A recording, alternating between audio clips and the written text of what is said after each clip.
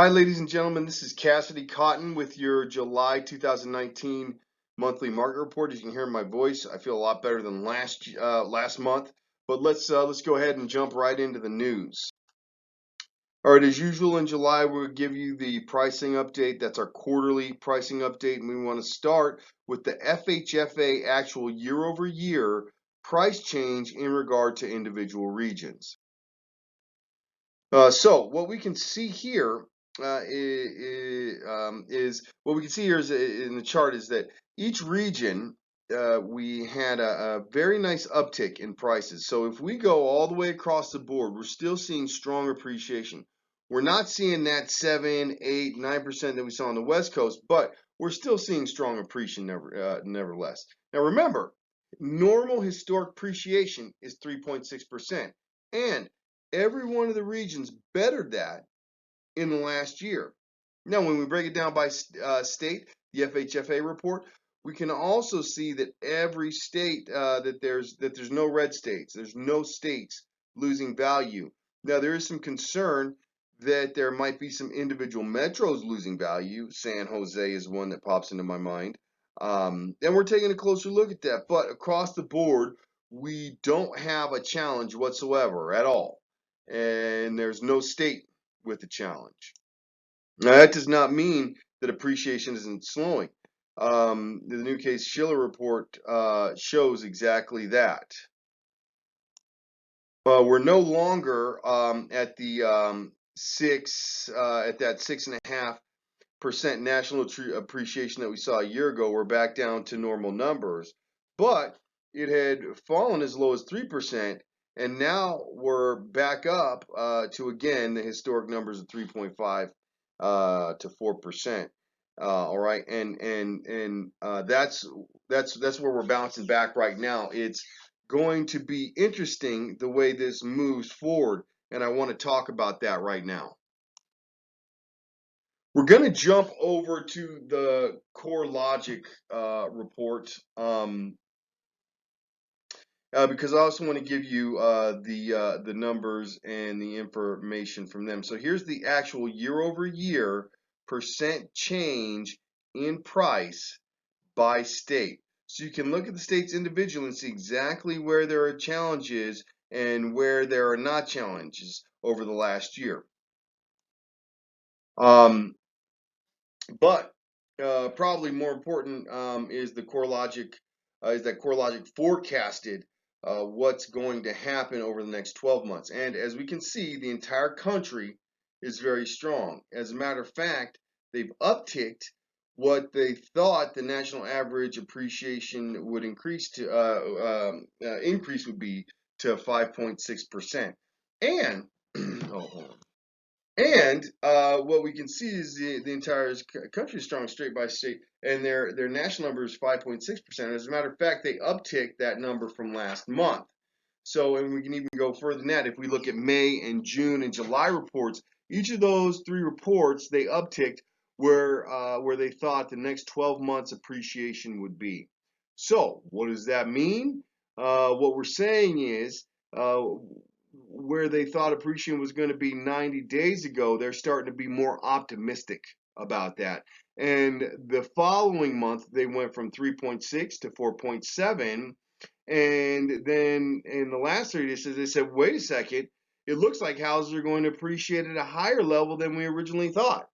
And then they upticked again to 5.6%, you see. So what we're seeing now is apparently, at least according to CoreLogic, we've hit the bottom and we're making a turn back up. Now, I don't think that we're going to return that 7, 8, and in some regions 12% appreciation. I think that we're going to bounce between 3.5 and 5.5 percent maybe in home appreciation. But and the reason that we're seeing that turn is demand picked up and interest rates have gone down, and we'll talk about all that stuff in just a second. But the home price expectation survey came out recently, and we wanted to get you that information as well. This is a reminder, a nationwide, and remember, this is a nationwide panel of over 100 economists, real estate experts, and investment and market strategists. Okay, now if we put all of their numbers together, and we can see that that all the projection together, that they think that between now and 2023, nationally, prices will be up 16.8%. So we're going to see a nice appreciation over the next 5 years, at least average appreciation, all right? Meaning we're not going to see depreciation. The bulls, right? The top 25% of all those over 100 people surveyed think that it's going to be much higher than that over the next 5 years. So we're going to see an over 5% appreciation annually for a total of 27.7%, right? But probably the most important number on this graph, guys, is the bears, right? The most negative, the people who see the glass as half empty. Even they think that over the next 5 years, we're going to see appreciation limited to 6.7%. But again, the bar isn't red. Even the bears are not considering depreciation, you see. And then we're going to take a look at it over the next 5 years, all projections. This year we think they think it's going to level out at 4.1%, and then the pendulum is going to swing a little bit too far the other way. Remember, we've talked about, we're on the longest stretch of an economic recovery ever. There's going to be some slowdown in the economy probably. And they think that those values will drop below 3% until they go back up to normal appreciation in 2022 and 2023. So now that the home price expectation survey, because it surveys over 100 experts, we like to give that to you. But we also like to give you the projected home price percentage appreciation going forward from 6 major entities, and that's the home price expectation survey, which we just gave you. Mortgage Bankers Association, Zelman and Associates, Freddie Mac, the National Association of Retailers, and Fannie Mae. Now, and in each one of these categories, each one of these institutions, I should say, are projecting again that we're going to continue to see appreciation, limited appreciation, but again, there is no numbers that are in the red. So the fear that we might be looking at depreciation is just the experts aren't saying that. Pretty much is what I'm getting across there. So then we take a look, ladies and gentlemen. Because because people like to talk about 2005 and going back 2006. If we look at the increase in home values from 2005 to 2018, it's pretty interesting. Because, ladies and gentlemen, if the people stayed in their homes, and I know some people were unable to, the economy had bit them, there were foreclosures and short sales, some families were devastated. But for the people that were able to stay in their homes, pretty much across the board, they had seen a really nice appreciation, and nobody would have experienced that their house was worth less, at least not from a state level, all right? And it's important that we get that. Real estate is a great investment. Even those who bought at the height of the market, back at the boom, but right before the bust, even if they were able to stay in their homes, saw appreciation coming at them. Now, there are individual communities that might not be the case, but we're talking about across every state in the nation, and that is the case. So the probability of home prices being lower in 2 years, Arch Mortgage Insurance does a report on that. And as you can see here, they think that North Dakota, because it's tied into the energy, they think that there's a moderate probability that home prices could be lower in 2 years.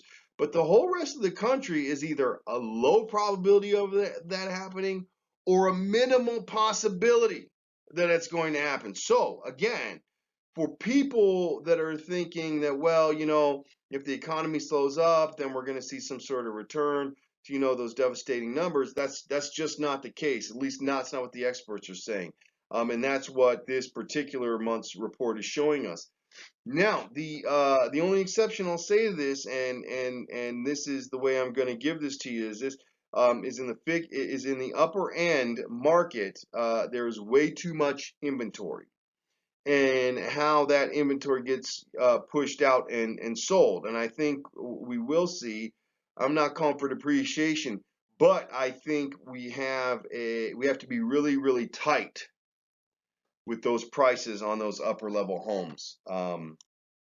Now, so then here's this graph from the Z report, and what it does is it surveys the bottom 1/3 of the income group in the country, the middle third of income group, and the upper third. Now we represent starter homes, the lower priced homes, our mid priced homes, and then our upper priced homes in the marketplace.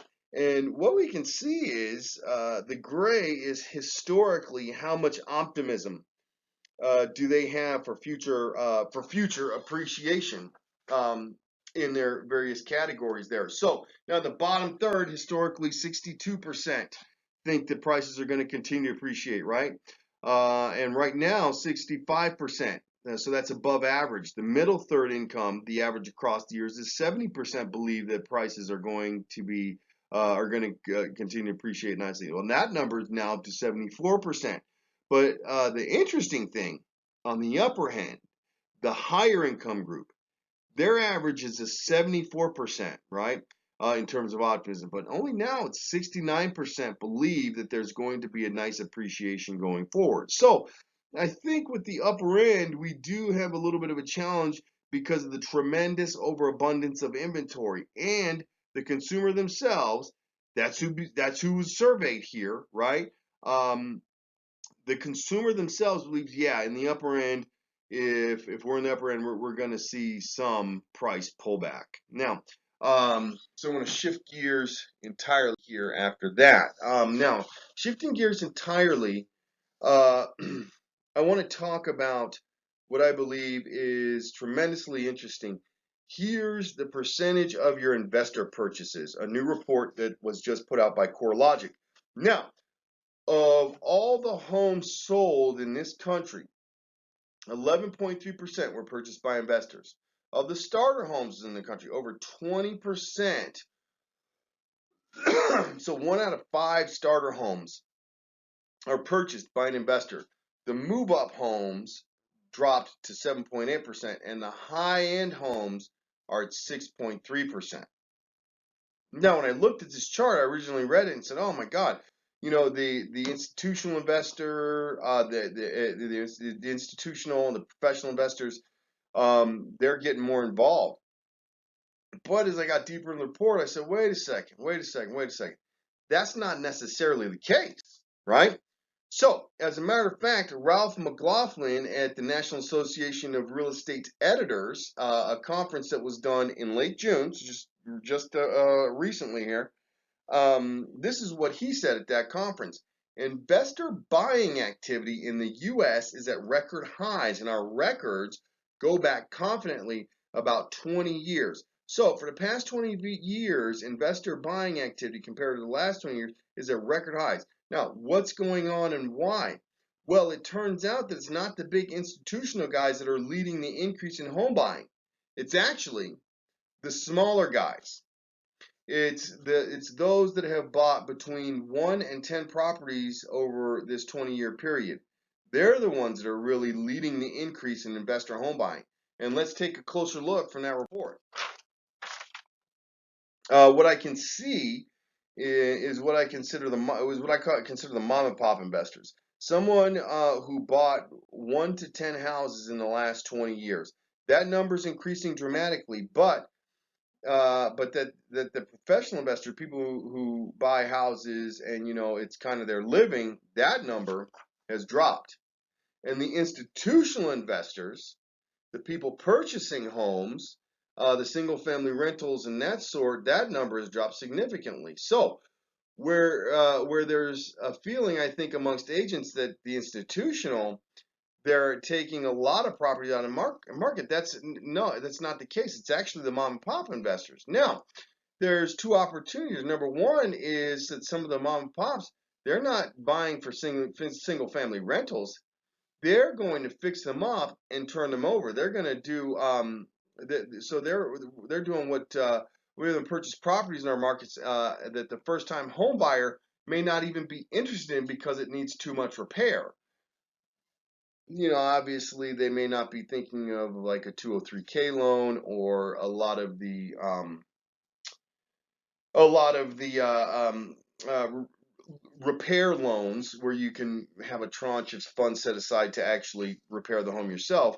But they're going in and they're repairing it and then they're putting it back on the market in many cases. So they're flipping it and only they're taking the properties not sellable for the first time home buyer because maybe either the buyer or the agent is not thinking outside the box and making sellable to the first time home buyer. And that's where a lot of that traction gets into play. So they're taking inventory off the, so they're not actually taking inventory off the market. Rather, they're actually adding more inventory to the market, if that makes sense. All right. Mark Fleming, the chief economist at First American did a survey, and here's a quote from him. Title agents and real estate agents, real estate professionals indicate home buyers are encouraged by unexpected lower mortgage rates in 2019, a tailwind helping boost demand and inspire existing homeowners to sell their homes. All right, so now because interest rates are lower, we'll get to where it's at in a second. It's increased seller traffic, the number of people. All right. Here's the Realtor Confidence Survey. There are more that used to be totally, gray and orange, either weak or very weak in terms of seller traffic. I did a great video with Giovanna Piccoli last March of 2018, really identifying how weak our inventory was in the market. Now, the number of people talking to agents about selling their home is increased, but what we're starting to see across the country is that the very weak has disappeared. Now, there's still some weak states, but more and more the country is turning to medium blue or darker blue, meaning that there are more sellers coming out, putting their house on the market. And I think some of that is our mom and pop investors. Now, but remember, if we take a look at interest rates, they shot up at the end of the year last year, right? And that slowed everything up. And one of the things our local market that slowed us up is that the hardest hit fund dried up as well. So, but since then, since December, interest rates have dropped. And as a matter of fact, as of this recording, their lowest is the lowest rate in 3 years, and that does two things. One, it spurs buyer demand, not just from first-time buyer, but also from the second and third-time buyer who currently owns a house and has to put it on the market. And the second thing it does is people had low interest rates on their home and maybe were saying, well, I'm not going to sell right now. I don't want to lose my lower interest rate. Well, now that rate lock, as they called it, all right, that doesn't exist because they still can buy the next house at a very low rate, below 4% at times. So, but that window of opportunity is going to disappear, and we have to make sure that we take advantage of that. So, if you're one of the folks who've been sitting on the fence, it might be a good time to start looking at upgrading and really meeting your real estate goals now versus later. Now, as usual, we want to give you all the resources. We break it down, so if anyone questions anything that we've said, we can go directly to the link and press the press release, the study, the white paper, whatever it is, so you can have the backup information in case you want to look into it further. In this month, I'd like to end with 4 quotes telling us one thing, that the second half of the year is going to be much better than the first half of the year. Again, the second half of the year is going to be extremely strong. Okay? Now let's start with Danielle Hale, the Realtor.com's chief economist. Lower mortgage rates, higher wages, and more homes for sale have helped counteract rising home prices and ultimately made it so that buyers are able to afford more house than last year. Okay, buyers are able to afford more than last year. Affordability is actually increasing, and the affordability index is actually increasing, meaning it's more affordable to purchase a home, and they're out there buying. Anyone who bought a home in the summer of last year or even in the spring of last year knows how much pandemonium there was with houses just flying off the market. There was less than a month's worth of inventory. So that was really interesting. But probably more important, we're just talking about the first-time buyers. There are people who currently own a home that are saying it's time for us to move up, to level up. I put a couple ads out with that recently. Now, Ralph McLaughlin, the deputy chief economist at CoreLogic, said this: with mortgage rates flat and inventory picking up, we expect more buyers to take advantage of this easing housing market headwinds. Ladies and gentlemen, we're going to do a very good job in the second half of this year of 2019. Got the next one. Okay, Sam Cater, the chief economist, I think that's how you pronounce his name, the chief economist at Freddie Mac, agrees the drop in mortgage rates over the last 2 months is already being felt in the housing market. In the near term, we expect the housing market to continue to improve from both a sales and price perspective, the number of sales and price perspective, guys. So we gave you chief economist at Real.com, the chief economist at CoreLogic, chief economist at Freddie Mac, and they're all saying the same thing.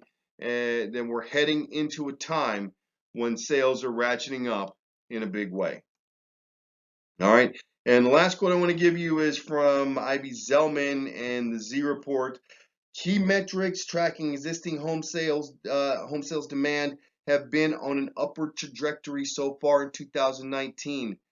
This portends positively for our forecast for existing home closings to increase by 1% in 2019, despite a 3% decline through the first 5 months of the year.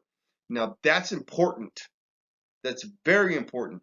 This was the exact opposite of 2018. In 2018, we started super strong, right? And then we petered out at the end as interest rates went up.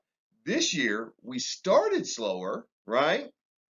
But we had no momentum going into the year. But the second half of the year is going to uptick in a big way. Our outlook implied 4% growth for the remaining months of the year, predicated on more supply than last year and a decline in mortgage rates, moderating home price appreciation and improving affordability. Ladies and gentlemen, we had a slower, maybe not as good as we wanted to, first 6 months of the year. Now, the second half of the year is going to be very, very powerful. So let's make sure that we realize that, and let's make sure that we're working hard to take advantage of that. And it's critically important as we go through the rest of the year. So if you've been thinking about upgrading your home, if you're a buyer or seller, and it's been on your mind to really kind of chase a different real estate goal, it's probably time for us to sit down and talk, guys. It's very, very critical. And again, finishing 2019 in a very strong manner. That will guarantee that we kick off any real estate goals in a very, very strong way, guys. I really appreciate your time. This is Cassidy Cotton, Platinum Real Estate Professionals. See you later.